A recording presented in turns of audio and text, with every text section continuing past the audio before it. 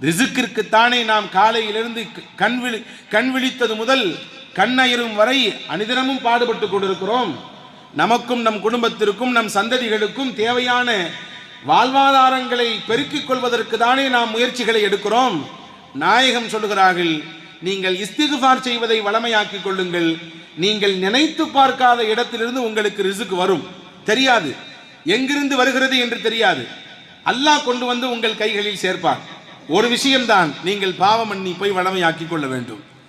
சிலருக்கு உலகத்திலே பணம் காசு இல்லையே என்று கவலை, சிலருக்கு ஏனடா இவ்வளவு காசு என்று கவலை, சிலருக்கு பிள்ளை குட்டிகள் இல்லையே என்று கவலை, சிலருக்கு பிள்ளைகளை வைத்தே பிரச்சனை, சிலருக்கு பதவிகளும் பட்டங்களும் இல்லையே என்று கவலை, சிலருக்கு ஏனடா இந்த பதவிக்கும் பட்டத்திற்கும் வந்து தொலைந்தோம் என்று கவலை. இப்ப கவலையும் பிரச்சனையும் இல்லாதவர்கள் உலகத்தில் யாரும் இல்லை. இப்ப கவலைக்கும் பிரச்சனைகளுக்கும் மருந்தாக நாயகம் கற்றுத்தருகிறார்கள். ரொம்பவும் எளிமையானது. நீங்கள் பாவ மன்னிப்பை தினசரி செய்து வாருங்கள். நாயகத்தை பற்றி அல்லாஹ் குர்ஆனில் சொல்வான், யக்ஃபிரு லக்கல்லாஹு மா தகத்தம மின் தம்பிக வ மா தஅக்கர். நீங்கள் செய்த முன்பின் பாவங்கள் எல்லாம் மன்னிக்கப்பட்டு விட்டது. முன்பின் பாவங்கள் அத்துணையும் பிழை பொறுக்கப்பட்டவர்கள் நீங்கள் என்று நாயகத்தை பற்றி சொல்லுகிறார். அந்த ஸல்லல்லாஹு அலைஹி வஸல்லம் அவர்கள் சொல்வார்கள், அஸ்தக்ஃபிருல்லாஹ வ அதூபு இலைஹி ஃபீ குல்லி யௌமின் 100 மர்ரா. ஒவ்வொரு நாளும் அல்லாஹ்விடத்தில் நான் 100 முறை பாவ மன்னிப்பு கேட்கிறேன். 100 முறை அஸ்தக்ஃபிருல்லாஹ் என்று சொல்லுகிறேன். இங்கே கவனிக்க வேண்டும், சொல்வது நீங்களோ நானோ அல்ல. நாயகம் சொல்லுகிறார்கள், பாவம் என்றால் என்னவென்றே தெரியாதவர்கள், பாவத்தை விட்டு பாதுகாக்கப்பட்டவர்கள், மஅசூமீன்கள், பாவத்தை விட்டு அவர்கள் முழுவதுமாக தடுக்கப்பட்டவர்கள். அந்த நாயகம் என் வாழ்க்கையில் ஒவ்வொரு நாளும் 100 முறை அஸ்தக்ஃபிருல்லாஹ் சொல்லாமல் அந்த நாள் நிறைவு பெறுவதில்லை என்கிறார்கள். என்றால் இங்கே கவனப்படுத்த வேண்டும், ஒரு முஸ்லிம் ஒரு மூமின் இஸ்திக்ஃபாரை எந்த அளவிற்கு கையில் எடுக்க வேண்டும் என்பதை நாயகம் கற்றுத்தருகிறார்கள். எனவேதான் பெரும் பெரும் பிரச்சனைகளாக நினைத்த விஷயங்களை கூட அல்லாஹ் மலை போன்றிருக்கக்கூடிய பிரச்சனைகளையும் அல்லாஹ் பணியாக மாற்றி கொடுத்தான் ஸல்லல்லாஹு அலைஹி வஸல்லம் அவர்களுக்கு. பெரும் பூதாகரமாக எழுந்த பிரச்சனைகள் கூட, எதிரிகளின் சூழ்ச்சிகள் கூட, நயவஞ்சகர்களின் குள்ள நடித்தனத்தை கூட, கூட இருந்து குளிபறிக்கக்கூடிய நபர்களின் சேஷ்டைகளை கூட அல்லாஹ் இல்லாமல் ஆக்கினான். என்றால் அங்கே சூட்சுமம் ஒன்று இருக்கிறது. பெருமானா ஸல்லல்லாஹு அலைஹி வஸல்லம் அவர்கள் அல்லாஹ்விடத்தில் இஸ்திக்ஃபார் செய்வதை வளமையாக்கியிருந்தார்கள். ஹதீஸிலே வரும், ஸல்லல்லாஹு அலைஹி வஸல்லமின் அன்பு சஹாபாக்கள், மிக முக்கியமான நபித்தோழர் சையதுனா அப்துர் ரஹ்மான் பின் அவுஃப் ரலியல்லாஹு அன்ஹு. அந்த காலத்திலேயே அவர் மிகப்பெரிய மில்லினியர், பெரிய கோடீஸ்வரர். எந்த அளவிற்கு அவரின் சொத்து மதிப்புகள் இருந்தது என்று வரலாற்று ஆசிரியர்கள் கணக்கெடுத்து சொல்கிறார்கள். அவருடைய மனைவிமார்கள் 4 பேராம். அந்த 4 மனைவிமார்களில் ஒரு மனைவிக்கு மட்டும் கிடைத்த பங்கு மட்டும் லட்சங்களை தாண்டும். லட்சங்கள் என்றால் நான் நம்மூர் பைசாவில் சொல்லவில்லை, திருகங்களில் சொல்கிறேன். லட்சங்களை தாண்டுகிற அளவிற்கு ஒரு பெண்ணுக்கு அந்த பங்கு கிடைத்தது. பிள்ளைகள் இருந்தால் 8இல் 1 பங்கு தான் பெண்ணுக்கு. அவ்வளவு கிடைத்தது என்று வரலாற்றிலே எழுதி வைத்திருக்கிறார்கள். மிகப்பெரிய செல்வந்தர், மிகப்பெரிய காசு பணத்திற்கு அதிபதி அவர். ஆனால் ஒரு நாள் இது போன்ற ரமதானுடைய நாட்களிலே நோன்பு திறக்கிற சமயம் அல்லாஹ்விடத்தில் துஆ செய்து கொண்டிருக்கிற பொழுது கண்ணிலிருந்து கண்ணீரை வடித்தவாறு அல்லாஹ்விடத்தில் துஆ செய்தார்களாம். அவரின் துஆவை நீங்கள் கவனியுங்கள். யா அல்லாஹ், இவ்வளவு செல்வத்தை எனக்கு தந்திருக்கிறாய், இவ்வளவு பொருளாதாரத்தை எனக்கு நீ வளமாக கொடுத்திருக்கிறாய். என் தோழர்களில் முந்தி உள்ள நபித்தோழர்களில் நிறைய பேருக்கு சரியான உணவு கூட இல்லை, உடுத்த கூட ஆடை இல்லை, கஃன் பொறிவதற்கு கூட அவர்களுக்கு நிறைவான ஆடை இல்லாமல் தான் உலகத்தை விட்டு போனார்கள். அல்லாஹ், இவ்வளவு எனக்கு கொடுத்திருக்கிறாயே, உன்னிடத்திலே இதற்கு நான் எப்படி பதில் சொல்ல போறேன் தெரியவில்லையே என்று அழுதார்களாம். அப்துர் ரஹ்மான் பின் அவுஃப் ரலியல்லாஹு அன்ஹு, இவ்வளவு எனக்கு செல்வத்தை தந்திருக்கிறாயே அல்லாஹ், உனக்கு நான் இதை குறித்து நான் எப்படி பதில் சொல்ல போறேன் தெரியவில்லையே என்று அழுதார்கள் என்ற வரலாற்று குறிப்பை பார்க்கிறோம். இப்போ ஒருபுறம் செல்வத்தை கொடுத்தவர்கள் கவலைப்படுகிறார்கள், இதற்கு நான் எப்படி கேள்வி கணக்கு பதில் சொல்ல என்று. இன்னொரு புறம் நாயகத்திடத்தில் செல்வத்தை கேட்டு வந்தவர்களும் உண்டு. ஸஅலபத் இப்னு ஹாத்தப் என்ற ஒருவர், எனக்கு வேண்டும் செல்வம், பொருள் வேண்டும், ஆசை இருக்கிறது, எனக்கு அல்லாஹ் தந்தால் நிறைய கொடுப்பேன். வமின்ஹும் மன் ஆஹதல்லாஹ லயின் ஆத்தானா மின் ஃபضலிஹி லனஸத்தகன்ன வலனகூனன்ன மினஸ் சாலிஹீன்.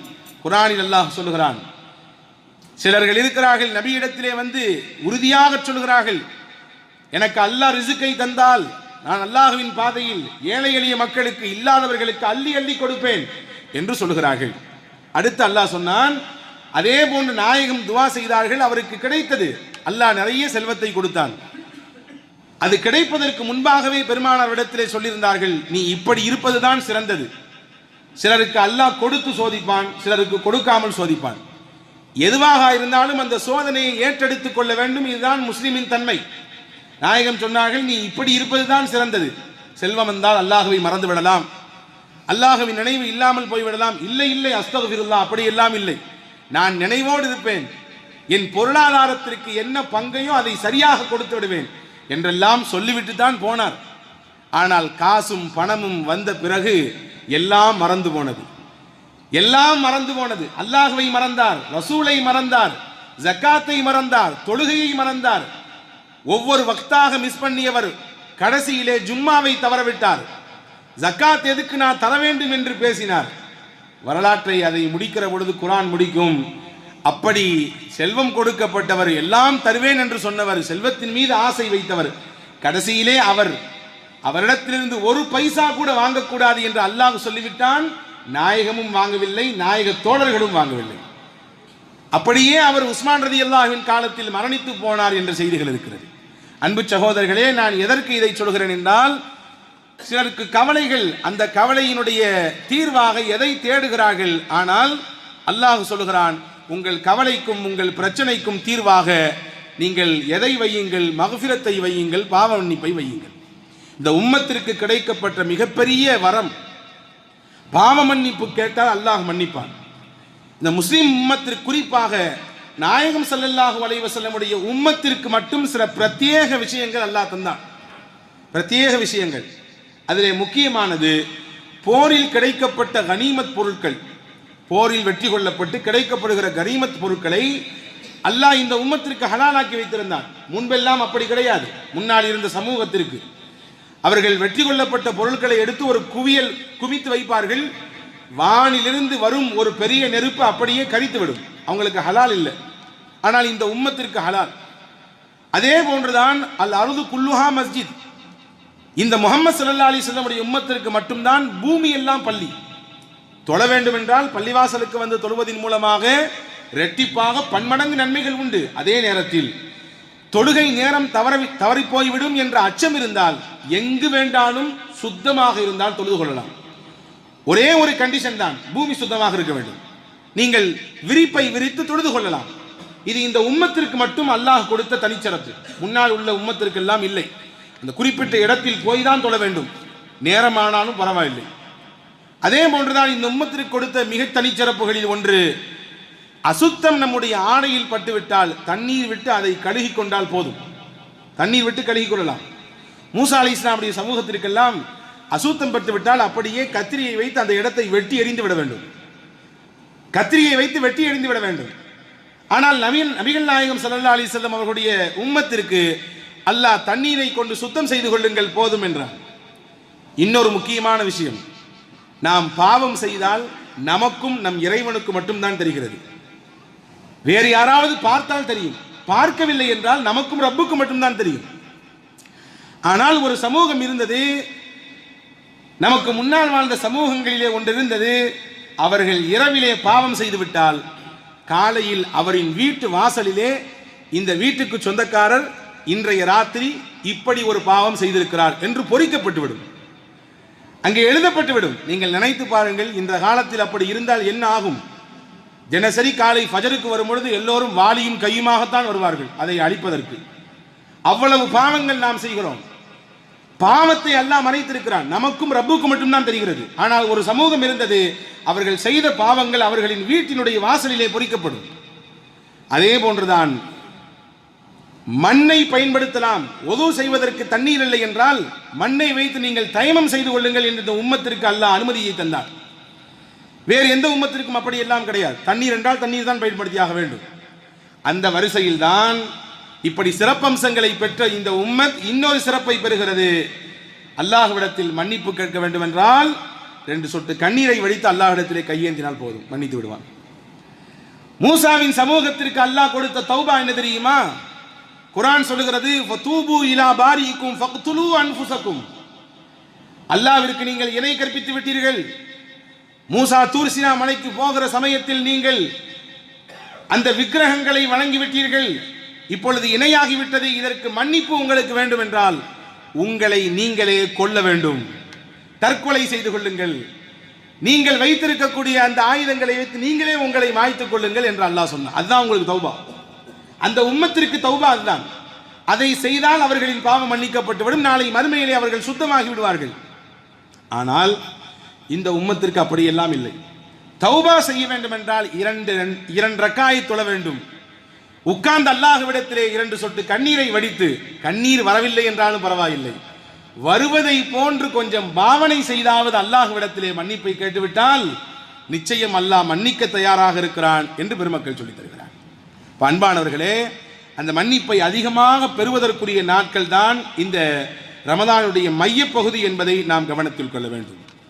அல்லாஹ் ஜல்லஷானஹு வ தஆலாவின் நபிமார்கள், உலகத்தில் அனுப்பப்பட்ட நபிமார்கள் எல்லாரும் பாவ மன்னிப்பு கேட்டிருக்கிறார்கள். ஹதீஸிலே வருகிறது, ஹஜ்ரத் பாபா ஆதம் அலைஹிஸ்ஸலாம் கேட்ட துஆ தான் குர்ஆனில் பதிவாக இருக்கிறது. ரப்பனா ஸலம்னா அன்ஃபுஸனா வ இல்லம் தக்ஃபிர் லனா வ தர்ஹம்னா லனகூனன்ன மினல் காசிரீன். இந்த மரத்தின் பக்கம் போகாதீர்கள், இந்த பழத்தை உண்ணாதீர்கள் என்று அல்லாஹ் சொன்னான். ஆனால் இப்லீஸ் வழிகெடுத்தான். பாபா ஆதம் அலைஹிஸ்ஸலாமும் அவர்களின் துணைவியாரும் உண்டார்கள். அங்கிருந்து அவர்கள் வெளியாக்கப்பட்டார்கள், பூமிக்கு தள்ளப்பட்டார்கள். கடைசியிலே அல்லாஹ் எப்படி மன்னித்தான் அவர்களை என்றால், அல்லாஹ் சொல்கிறான், நாம் அவருக்கு ஒரு இஸ்திக்பாரை கற்றுக் கொடுத்தோம், ஒரு பாவ மன்னிப்பை சொல்லிக் கொடுத்தோம். ரப்பனா வலம்னா அன்ஃபுஸனா, அல்லாஹ்வே எங்கள் ஆத்மாவுக்கு நாங்கள் அநீதம் செய்து விட்டோம். வ இல்லம் தக்ஃபிர் லனா வ தர்ஹம்னா, நீ எங்களை மன்னித்து எங்களின் மீது இரக்கம் காட்டவில்லை என்றால் லனகூனன்ன மினல் காசிரீன், அல்லாஹ் நாங்கள் நஷ்டவாளியாக போய்விடுவோம். இது யார் கேட்டதுவா? பாபா ஆதம் அலைஹிஸ்ஸலாம் கேட்டதுவா. ஆதம் அலைஹிஸ்ஸலாம் அல்லாஹ்விடத்தில் இஸ்திக்பார் செய்திருக்கிறார்கள் என்று குர்ஆன் சொல்லுகிறது. சையதுனா இப்ராஹிம் அலைஹிஸ்ஸலாம் எப்படி செய்தார்கள் இஸ்திக்பார்? அல்லாஹும்ம மக்ஃபிர்லி வலி வாலிதைய வலில் முஃமினீன யௌம யகூமுல் ஹிசாப். நீ எழுப்பி நிப்பாட்டப்படக்கூடிய அந்த மறுமை நாளிலே அல்லாஹ்வே என்னையும் நீ மன்னிக்க வேண்டும், என்னுடைய பெற்றோர்களையும் நீ மன்னிக்க வேண்டும், மூமின்களை எல்லாம் மன்னிக்க வேண்டும், உன்னிடத்திலே நான் மன்னிப்பை வேண்டி நிற்கிறேன் அல்லாஹ் என்று இப்ராஹிம் அலைஹிஸ்ஸலாம் பாவ மன்னிப்பு கேட்டார்கள். நூஹ் அலைஹிஸ்ஸலாம் கேட்ட இஸ்திக்பாரை குர்ஆன் சொல்கிறது, قال ربي إني أعوذ بك أن أسألك ما ليس لي به علم وإلا تغفر لي وترحمني أكن من الخاسرين. தன் மகனை தன்னோடு சேர்ந்து கப்பலில் வந்துவிடு என்று அழைக்கும் பொழுது அல்லாஹ் சொன்னான், அது உங்கள் மகன் உங்கள் குடும்பத்தார் அல்ல, உங்கள் குடும்பத்தை சார்ந்தவன் அல்ல, உங்களுக்கு நேர் எதிரான கொள்கையில் இருக்கிறார், எனவே அவரை அழைக்காதீர்கள். ஹஜ்ரத் நூஹ் அலைஹிஸ்ஸலாம் அல்லாஹ்விடத்தில் கேட்டார்கள், நாம் பெத்த பிள்ளையா அல்லாஹ், அது எப்படி விட முடியும் என்று கேட்கிற பொழுதுதான் அல்லாஹ் சொன்னான், உங்களுக்கு சில விஷயங்கள் மறைமுகமான விஷயங்கள் தெரியாது, எனவே நீங்கள் எந்த விஷயத்தில் தெரியாதவர்களாக இருக்கிறீர்களோ அதை பற்றி கேட்காதீங்க. உடனே ஹஜ்ரத் நூஹ் அலைஹிஸ்ஸலாம் துஆ செய்தார்கள், வ இல்லம் தக்ஃபிர் லி வ தர்ஹம்னி அகும் மினல் காசிரீன். தெரியாமல் கேட்டுவிட்டேன் அல்லாஹ், என்னை நீ மன்னிக்கவில்லை என்றால், என் மீது நீ இரக்கம் காட்டவில்லை என்றால் நிச்சயமாக நான் கைசேதத்திற்குரிய ஆளாக மாறி போய்விடுவேன். ஹஜ்ரத் சுலைமான் அலைஹிஸ்ஸலாம் கேட்ட துஆவை குர்ஆன் சொல்லுகிறது. ஹஜ்ரத் யூனுஸ் அலைஹிஸ்ஸலாம் ஒரு குறிப்பிட்ட ஊரிலிருந்து வெளியே போவது, அல்லாஹ்வின் கட்டளை வருவதற்கு முன்னே போனார்கள். அவர்களின் அழிச்சாட்டியும் பெருக்கும் பொழுது அல்லாஹ்வின் உத்தரவு வருவதற்கு முன்பே போனார்கள். விளைவு என்ன ஆனது? மீன் வயிற்றுக்குள்ளே பல நாட்கள் இருந்தார்கள். அந்த மீன் வயிற்றிலிருந்து அவர்கள் எப்படி வெளியே வந்தார்கள்? குர்ஆன் சொல்லுகிறது, அவர் உள்ளே இருந்து அல்லாஹ்விடத்தில் பாவ மன்னிப்பு கேட்டார். லா இலாஹ இல்லா அன்த சுப்ஹானக இன்னி குன்து மினல் ஸாலிமீன். இந்த திக்ர் யார் ஓதிய திக்ர்? சையதுனா யூனுஸ் அலைஹிஸ்ஸலாம் ஓதிய திக்ர். மீன் வயிற்றுக்குள்ளே இருந்து அவர்கள் ஓதிய திக்ர். குர்ஆன் சொல்லுகிறது, ஃபலவுலா அன்னஹு கான மினல் முஸப்பிஹீன் லலபித ஃபீ பத்னிஹி இலா யௌமி யுபாஸூன். அந்த மீன் வயிற்றுக்குள்ளே இருந்து யூனுஸ் என்னை அழைத்தார், என்னை நினைத்து பார்த்தார், தன்னுடைய தவறுக்கு என்னிடத்திலே மன்னிப்பு கேட்டார். அவர் மட்டும் தஸ்பீக் செய்யக்கூடிய நபராக இல்லாமல் இருந்தால் மீன் வயிற்றுக்குள்ளே கியாமத் வரை இருந்திருப்பார்.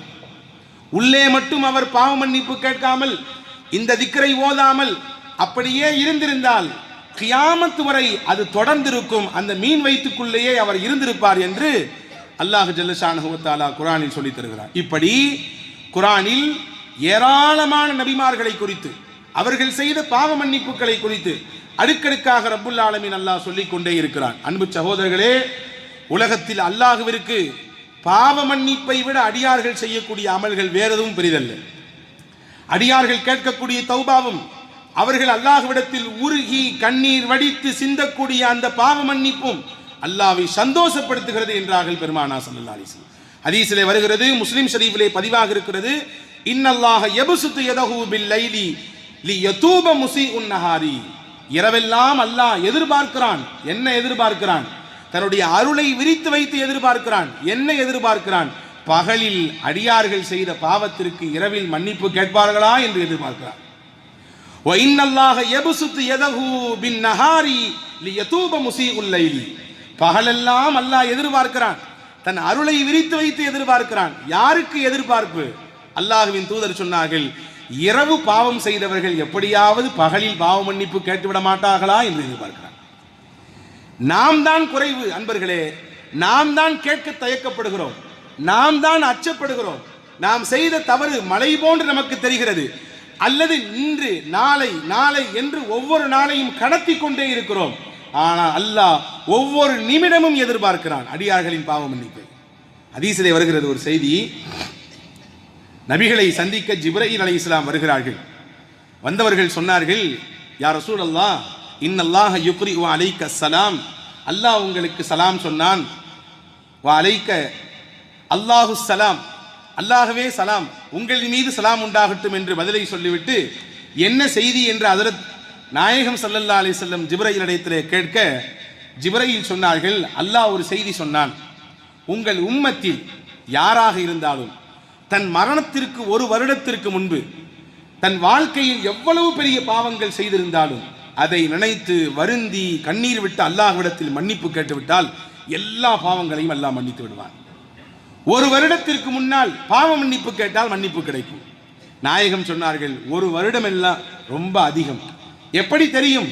நான் ஒரு வருடத்திற்கு பிறகு இறக்கப் போகிறேன் என்று எனக்கு எப்படி தெரியும்? அல்லாஹ் வாய்ப்பு கொடுத்தான் தானே தௌபா செய்ய முடியும்.